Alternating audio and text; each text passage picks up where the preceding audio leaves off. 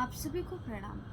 आज हम बात करेंगे प्राणायाम के बारे में। हमें कौन कौन से प्राणायाम करना चाहिए और किन को कौन कौन से प्राणायाम नहीं करना चाहिए। तो सर्वप्रथम मैं कहना चाहूँगी कि हमें सर्वप्रथम भस्त्रिका प्राणायाम का अभ्यास करना चाहिए, क्योंकि भस्त्रिका प्राणायाम का अभ्यास करने से हमारे दोनों नासिका, जिसमें धूल जमा रहता है, दिन भर की इतनी डस्ट रहती है, वो क्लींजिंग हो जाती है जब आप फोर्सफुली सांस लेते हैं और फोर्सफुली सांस को छोड़ते हैं। तो क्या होता है, दोनों नासिका की सफाई हो जाती है, जिस कारण हमें श्वास लेने में हमें समस्या नहीं होती है और हमारा जो ऑक्सीजन रहता है वो थोड़ा अच्छी तरीके से जाता है। कई बार हमें जब रात में हम सो जाते हैं तो हमारी या तो लेफ्ट नासिका बंद हो जाती है सुबह में, या फिर हमारी राइट नासिका बंद हो जाती है। तो ऐसे सिचुएशन में आपको क्या करना है, अगर आपकी राइट नासिका बंद हो रही है तो आपको लेफ़्ट साइड करवट लेके इस तरह से आपको सो जाना है। थोड़ी देर के बाद आप देखिएगा कि आपकी राइट नासिका भी वर्क करेगी। अगर राइट नासिका बंद हो रही है तो लेफ्ट नासिका बंद हो रही है तो फिर आपको राइट साइड इस तरह से सो जाना है थोड़ी देर के लिए, जिससे आपकी दोनों नासिका बैलेंस हो। अगर नहीं भी हो रहा है तो आप भस्त्रिका प्राणायाम करें। जो नासिका आपकी नहीं चल रही है उस नासिका को अपोजिट नासिका को बंद करें और फिर उस नासिका से इस तरह से करें। भस्त्रिका प्राणायाम हम बहुत सारे वेरिएशन के साथ कर सकते हैं।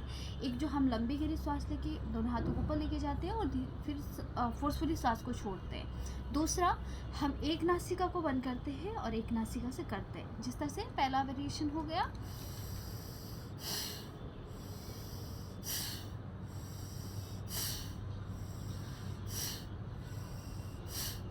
फिर थोड़ी देर विश्राम करेंगे।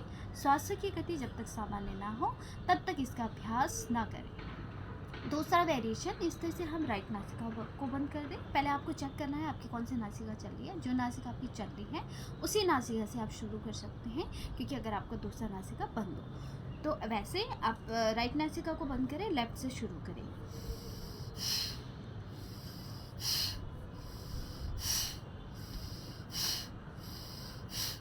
इस तरीके से आप 10 काउंट तक इसका अभ्यास कर सकते हैं। फिर विश्राम करें, फिर दोबारा इसका अभ्यास करें, फिर लेफ्ट नासिका को बंद करें, फिर राइट नासिका से करें।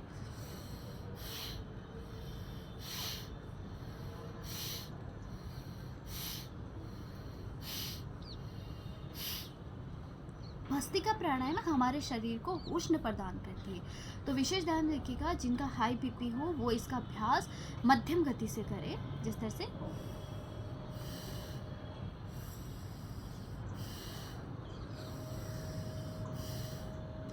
लंबी गहरी सांस को लें और लंबी गहरी सांस को छोड़ें।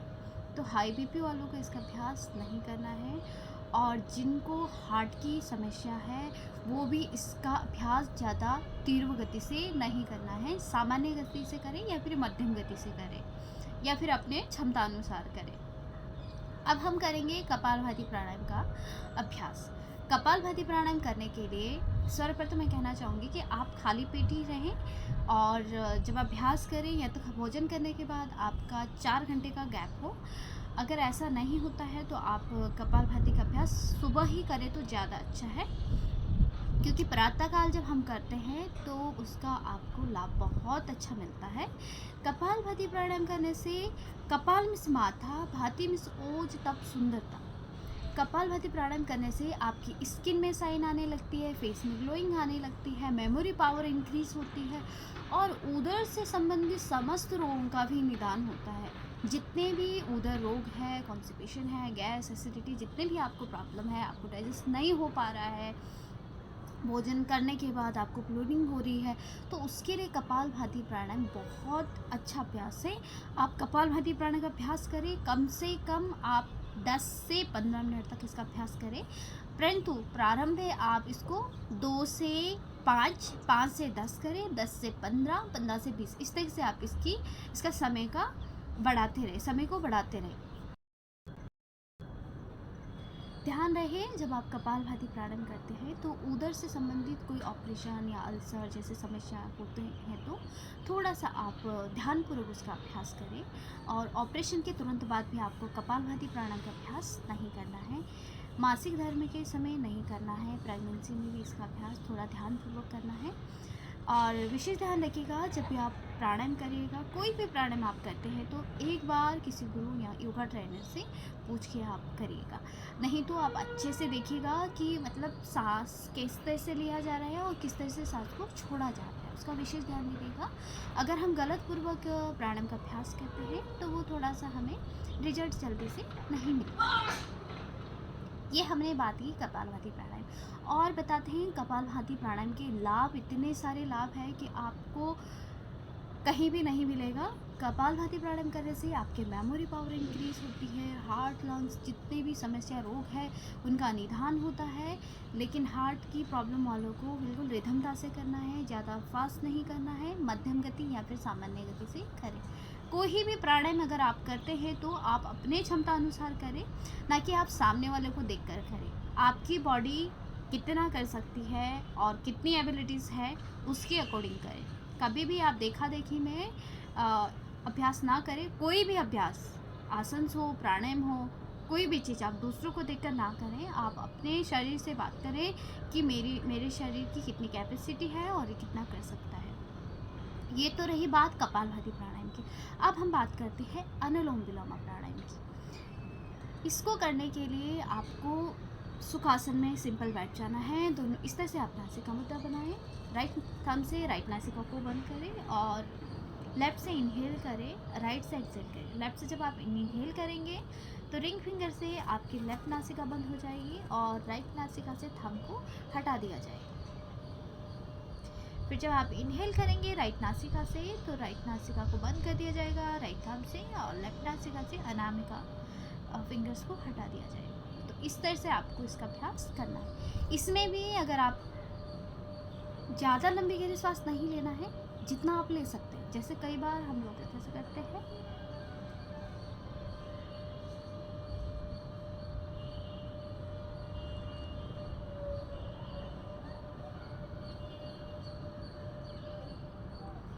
जितनी लंबी गहरी आप सांस लेंगे उतना ही आपको रिलैक्स मिलेगा। परंतु आपको धीरे धीरे करना है, जितना आप कर सकते हैं, जितनी आप श्वासों की गति को ले सकते हैं और श्वासों की गति को छोड़ सकते हैं। ध्यान रखिएगा जब भी आप अनुलोम विलोम प्राणायाम करेगा, आंखें नहीं खोलना है, आंखें बंद करके करना है और आपको अंतर मन से ओम का उच्चारण करना है। क्योंकि कई बार हम प्राणायाम करने तो बैठ जाते हैं लेकिन हमारे विचार आने नहीं रुकते हैं। तो अच्छा होगा कि उस समय हम सिर्फ ओमकारा का प्रणव करें अंतर मन से और धीरे धीरे अनुलोम विलोम प्राणायाम का अभ्यास करें। जब भी हम प्राणायाम करते हैं तो ध्यान रखिएगा कि थोड़ा आपका वातावरण शांत हो, जहाँ पर थोड़ी शांति हो, जिससे आपका मन एकाग्रित हो। नहीं तो ज़्यादा वायलेंट रहता है तो थोड़ा मन भी डिस्टर्ब होता है। तो आप ऐसी जगह देखिएगा जहाँ पे थोड़ा सा शांति हो। कोशिश करिएगा कि अगर आपके आसपास में कोई गार्डन हो या फिर नदी किनारा हो तो ऐसे में जाके आप प्राणायाम का अभ्यास कर सकते हैं। प्राणायाम जब आप करें तो हमेशा पॉजिटिव होकर करें, तभी आपको उसका लाभ मिलेगा। आप ऐसा सोच के ना बैठे प्राणायाम में इसका लाभ होगा या नहीं होगा, लेकिन मैं कर रही हूँ या मैं कर रहा हूँ, ऐसा नहीं सोचना है। Be positive. अगर हम पॉजिटिव सोचते हैं तो हमारे जीवन में सब कुछ पॉजिटिव होता है। और आज के लिए बस इतना ही। आप सभी को प्रणाम। चैनल को सब्सक्राइब करिएगा, लाइक करिएगा, सपोर्ट करिएगा। एक बार फिर से आप सभी को प्रणाम।